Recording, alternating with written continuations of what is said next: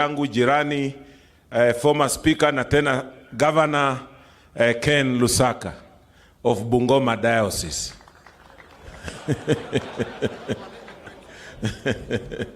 Karibu sana. Mahali Yesu wa TONGAREN anatoka. Your Excellency, the President of the Republic of Kenya, the clergy, allow me to adopt the protocols as mentioned by my predecessor speakers in the interest of time.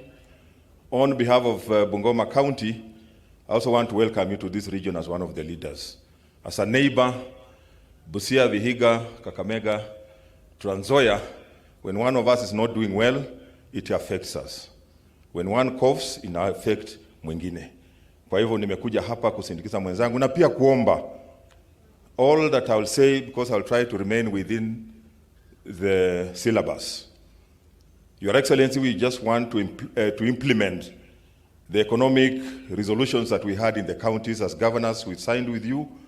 All our issues are there. We would like to implement them. Hapa ni Busia, I don't want to bring issues of Bungoma to confuse you with matters which we will tell you when you come to Bungoma. Lakini kwa Biblia, what I know, and this is what I want to say, that any time God wanted to do a great thing, he raised a leader. When he wanted to build a nation, he used Abraham. When he wanted to liberate the Israelites, he used Moses.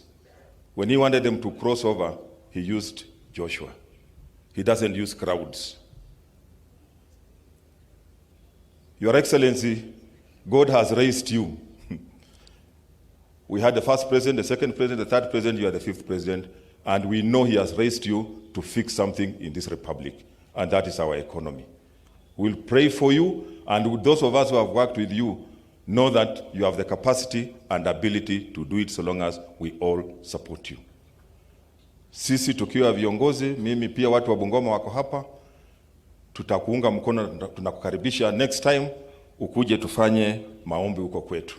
As I conclude, I want to quote Joshua 1:9. Ukiangalia Joshua 1 mpaka huko 9 iko na mambo mingi, but this is what God says in verse 9. Have I not commanded you? Be strong and of good courage. Do not be afraid. Do not be dismayed, for the Lord your God is with you wherever you go. Mungu atakuwa na wewe kila mahali unaenda. Wanazungumzia, I want just to echo what Mzee Gumo said, that what we speak can easily bring this country down. Nimekuwa nakuja kwa gari nikasoma vitu zingine, naona ni ndoto za mchana ati Kenya iwe mbili. Tafadhali, let us not go that route as leaders.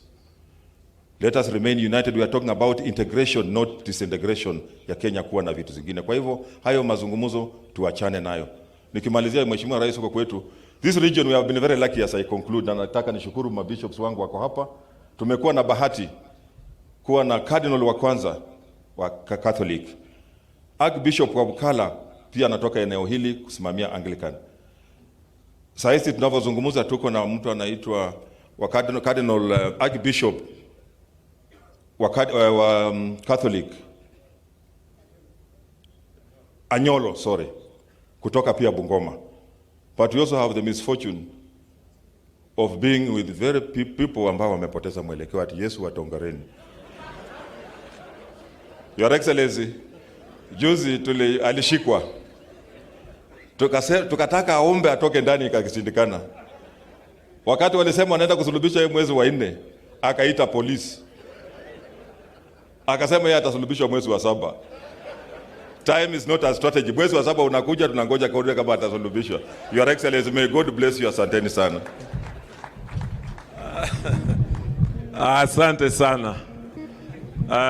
Mheshimiwa Rais, mimi sita